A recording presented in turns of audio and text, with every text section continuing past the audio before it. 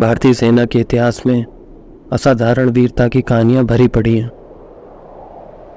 और फिर साहस की ऐसी भी कहानियां हैं जो इतनी ज़बरदस्त हैं कि हमारे लिए यह समझना भी लगभग असंभव है कि ऐसे सैनिक भी थे जिन्होंने मौत को उसकी आंख में आंख डाल के देखा और पीछे नहीं हटे। ऐसी एक कहानी है रेजांगला की। रेजांगला की लड़ाई सिर्फ एक लड़ाई नहीं थी, ये एक जिद थी। जब आप गिनती में दुश्मन से कम हो, हथियार उनके मुकाबले कुछ भी नहीं, मौसम जानलेवा हो, तब भी वो लड़े। Last man last book. अक्टूबर 1962 में चीन ने अक्साई चीन और अरुणाचल प्रदेश के सीमावर्ती क्षेत्रों में भारत के खिलाफ बड़े पैमाने पर आक्रमण किया। अक्टूबर में भारतीय ठिकानों पर अपने शुरुआती हमलों में चीनियों ने काराकोरम रेंज के साथ दौलत बेग ओल्डी से लेकर धमचोक तक की सीमा चौकियों पर कब्जा कर लिया था। एक के बाद एक भारत की पोस्ट पर चीनियों का कब्जा हो रहा था। चुशुल क्षेत्र की जिम्मेदारी 114 ब्रिगेड की थी। जब चुशुल को खतरा महसूस हुआ तो 11 ब्रिगेड को बढ़ाने के लिए बारामूला से तेरा कुमाऊं को भेजा गया। तेरा कुमाऊं की अन्य कंपनियों ने गन हिल, गुरुंग हिल और मगर हिल जैसी ऊंचाइयों पर कब्जा किया। चार्ली कंपनी को रेजांगला दिया गया जो कि चुशुल के दक्षिण पूर्वी रास्ते पर था। रेजांगला पूरी तरह से चट्टानी था। हड्डियों को कपा देने वाली ठंडी हवाओं के साथ साथ यह समुद्र तल से 16,404 फीट की ऊंचाई पर था। मुख्य कंपनी की स्थिति 7वीं, 8वीं और 9वीं प्लाटून द्वारा की गई थी। आसपास के पहाड़ों ने इसे बाकी बटालियन से अलग कर दिया था।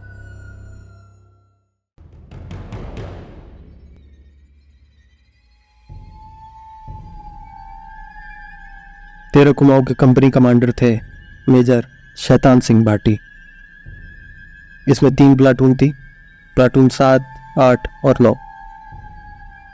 प्लाटून 7 के प्लाटून कमांडर थे नायब सूबेदार सुरजाराम, प्लाटून 8 के नायब सूबेदार हरिराम और प्लाटून 9 के नायब सूबेदार रामचंद्र।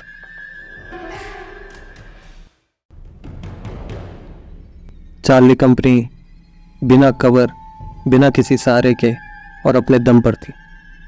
आज ये कंपनी कुछ ऐसा करने जा रही थी जिसे न भूतो न भविष्यति का नाम दिया जाएगा, न पहले कभी सुना गया न देखा गया।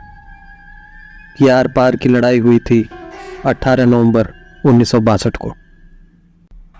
रेजांगला की उस ऐतिहासिक लड़ाई से 6 दिन पहले हायर कमांड ने चार्ली कंपनी को पोस्ट छोड़ने का हुक्म दिया और उससे पीछे आने को कहा। मेजर शैतान सिंह ने रेडियो ऑपरेटर नायब सूबेदार रामचंद्र साहब को ऑर्डर बताया। रामचंद्र साहब ने कहा कि मेजर साहब, जवान पोस्ट छोड़ के पीछे नहीं जाएंगे।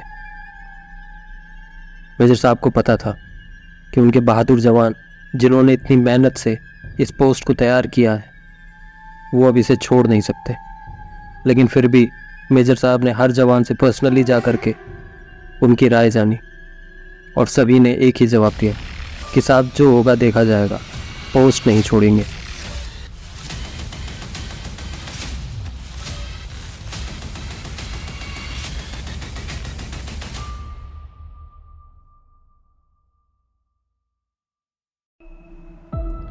सभी जवानों से बात करके मेजर साहब ने हेडक्वार्टर को यह सूचित कर दिया कि हम यहाँ से पीछे नहीं जाएंगे।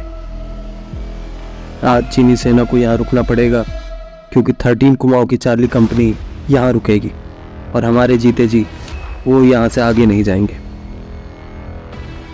18 नवंबर की रात लगभग 3:30 बजे चीनी सेना ने 8वें प्लाटून पर हमला किया। करीब 20 से 30 चीनियों ने प्लाटून 8 पे अटैक की कोशिश की।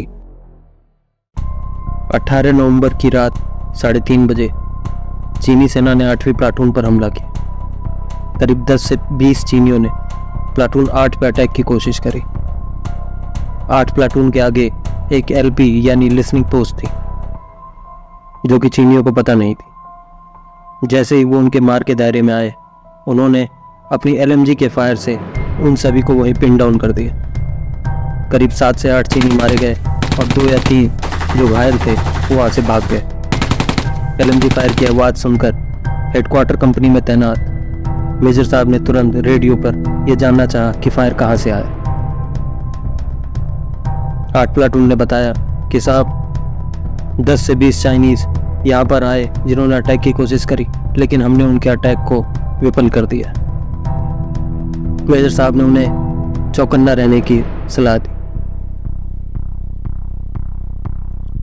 8 प्लाटून के नायब सूबेदार हरिराम साहब ने कहा कि साहब कोई चिंता नहीं। 5 मिनट के अंदर ही 7 प्लाटून से रेडियो मैसेज आया कि साहब हमारे ऊपर 500 की नफरी में दुश्मन अटैक के लिए आ रहा है। मेजर ने कहा कि वक्त आ गया है ये दिखाने का कि तेरा कुमाऊं क्या है। नायब सूबेदार सुरजाराम ने कहा कि कोई चिंता नहीं साहब, बस उन्हें नज़दीक आने दीजिए, फिर हम उनका काम तमाम कर देंगे। नज़दीक आते ही 7 प्लाटून ने ज़बरदस्त गोलाबारी करी। LMG, MMG और अपनी 303 राइफल्स के साथ में उन्होंने चीनियों की लाशें बिछा दी। कुछ घायल चीनी वहाँ की नालों में गिर गए और कुछ वहाँ से भाग खड़े हुए।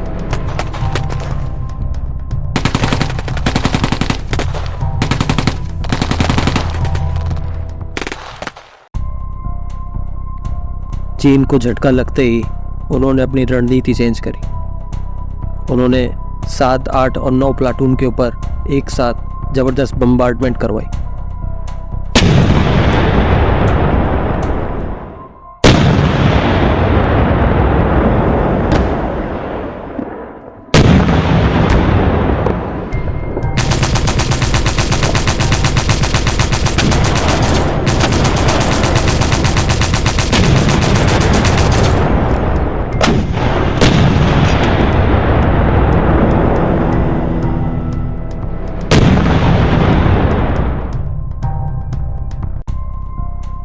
मेजर साहब ने RT सपोर्ट के लिए कॉल करी। ग्रेट रिफरेंस के बाद जैसे ही फायर का सिग्नल हुआ, बदकिस्मती से और पहाड़ की कुछ रिज होने की वजह से अपनी ही RT का सेल सीधे चार्ली कंपनी के कुक हाउस पर गिर गया। नायब सूबेदार रामचंद्र साहब ने तुरंत ही मेजर साहब को कहा कि साहब ये तो अपनी RT का फायर। मेजर साहब ने RT फायर को स्टॉप करा के और खुद ही मोर्चा संभाल लिया। अब मेजर शैतान सिंह के पास सब 3 इंच मोटर और जवानों के पास LMG, MMG और .303 राइफल थी, लेकिन इससे भी खतरनाक हथियार जो उनके पास था वो था 120 अहीरों का जोश, जिसके आगे चीनी कुछ भी नहीं थे। उसी समय 8 प्लाटून से रेडियो मैसेज आया कि हमारे ऊपर 500 की नफरी में दुश्मन अटैक करने के लिए ऊपर आ रहा है। नायब सूबेदार सुरजाराम ने कहा कि कोई चिंता नहीं साहब, नज़दीक आने दीजिए, आज या हम नहीं या वो नहीं। उनके नज़दीक आते ही LMG के एक्यूरेट फायर और बिल्कुल नज़दीक से .303 के फायर से 8 प्लाटून के जवानों ने इस बार भी चीनियों की लाशें बिछा दी। पूरा नाला चीनियों की लाशों से भर गया।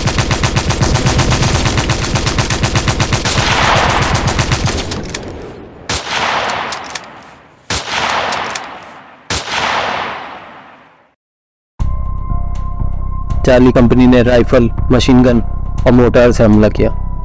जवाबी कार्रवाई इतनी भयंकर थी कि सैकड़ों चीनी मारे गए। चीनी सेना की इस लहर को भी पीछे धकेल दिया गया।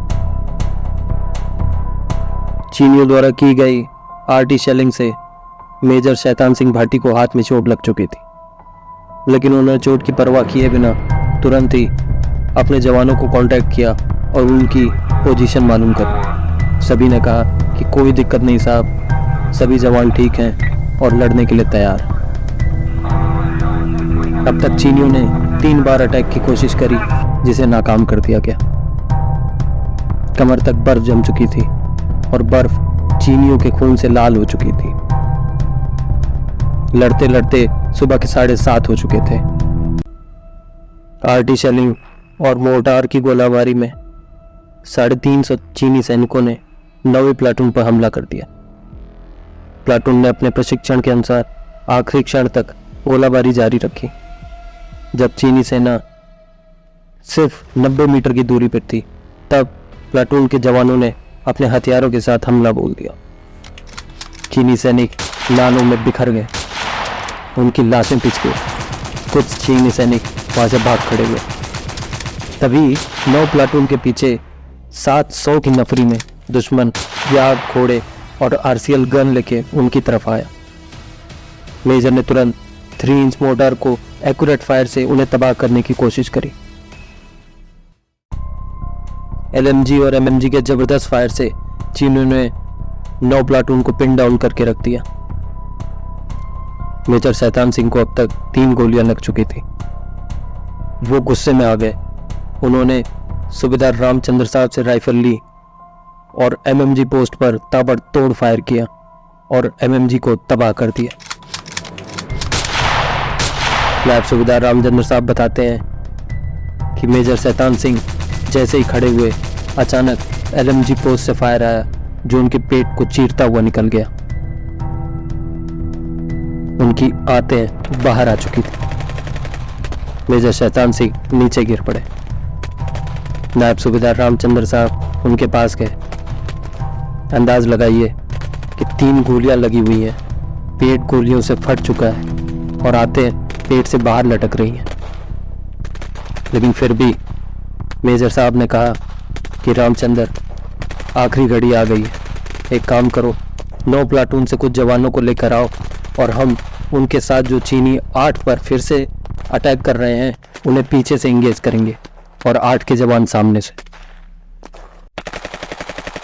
नायब सूबेदार रामचंद्र साहब बताते हैं कि मैंने मन में सोचा कि ये हमारा मेजर इंसान है या भगवान, अंतिम समय में भी एक लीडर की तरह हमें गाइड कर रहा है।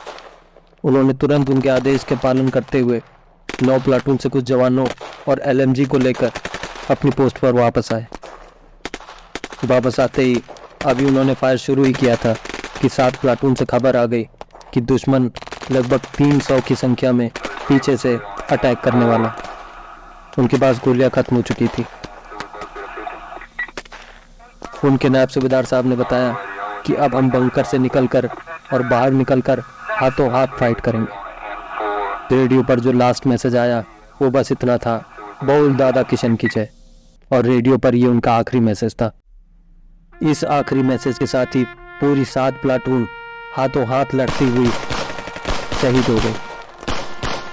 सारे जवान मोर्चों से निकल के बाहर आए, बेनट से लड़े, पत्थरों से लड़े, हाथों से लड़े और लड़ते लड़ते शहीद हो गए। एक एक ने कम से कम 10-10, 11-11 चीनियों को मारा।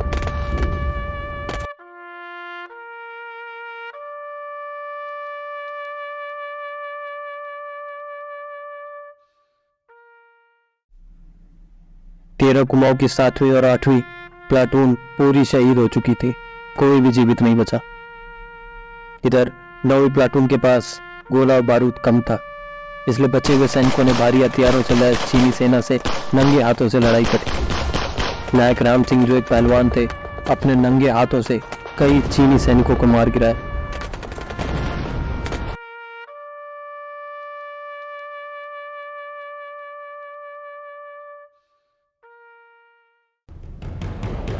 एक महीने के बाद जीवित बचे नायब सूबेदार रामचंद्र ने दिल्ली जाके जब आंखों देखा हार दिल्ली में बैठे कुछ नेताओं और नालायक अफसरों को सुनाया, तो उन्होंने कहा कि क्या झूठ बोलना है।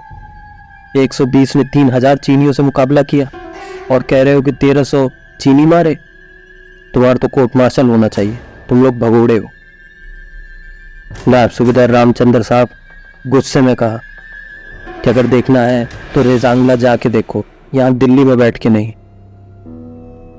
कहते हैं जब युद्ध के बाद भारतीय सेना चार्ली कंपनी के उस स्थान पर गई तो मेजर शैतान सिंह अपने हथियार के पास पाए गए। वे लड़ते हुए मारे गए थे। नरसिंह साहब को पट्टियों और हाथ में एक सिरिंज के साथ मृत पाया गया। मोटर सेक्शन कमांडर को मोटर राउंड पकड़े हुए मृत पाया गया।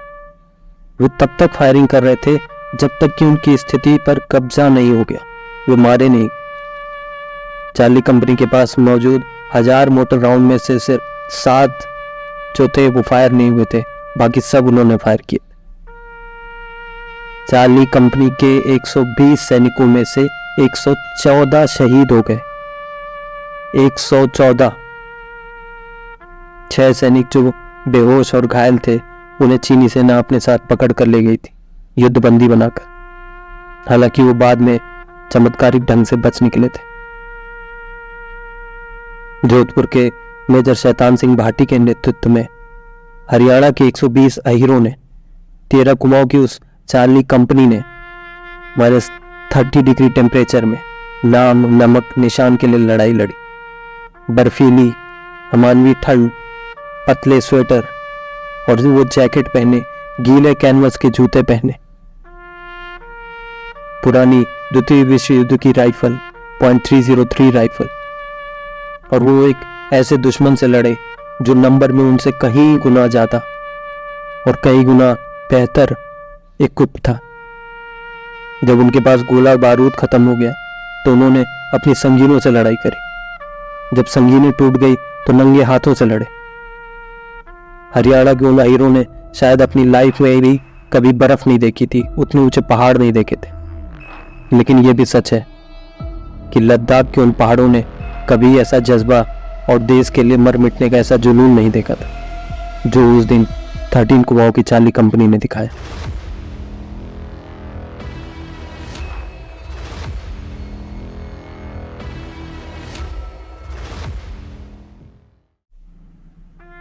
इन बहादुर 120 ने 3000 चीनियों का सामना किया और शहीद होने से पहले 1300 से अधिक चीनियों को मार गिराया। इस युद्ध के तुरंत बाद ही चीन ने सीज फायर की घोषणा कर दी। असाधारण वीरता और बहादुरी के लिए मेजर शैतान सिंह भाटी को मरणोपरांत देश के सर्वोच्च पुरस्कार परमवीर चक्र से सम्मानित किया गया। असाधारण बहादुरी के लिए 13 कुमाऊं को एक परमवीर चक्र, 8 वीर चक्र, एक अति विशिष्ट सेवा मेडल और 4 सेना पदक से सम्मानित किया गया। 1963 में चार्ली कंपनी को पुनर्गठन किया गया और इसका नाम बदलकर रेसांगुला कंपनी कर दिया गया।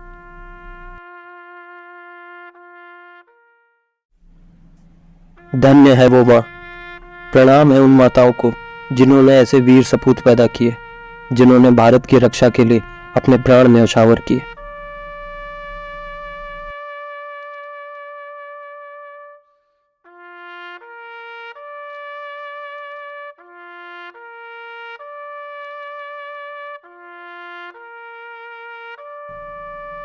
मुझे तोड़ लेना वनमाली, उस पथ पर तुम देना फेंक, माते भूमि पर शीश चढ़ाने, जिस पथ चावे वीर अनेक। जय हिंद।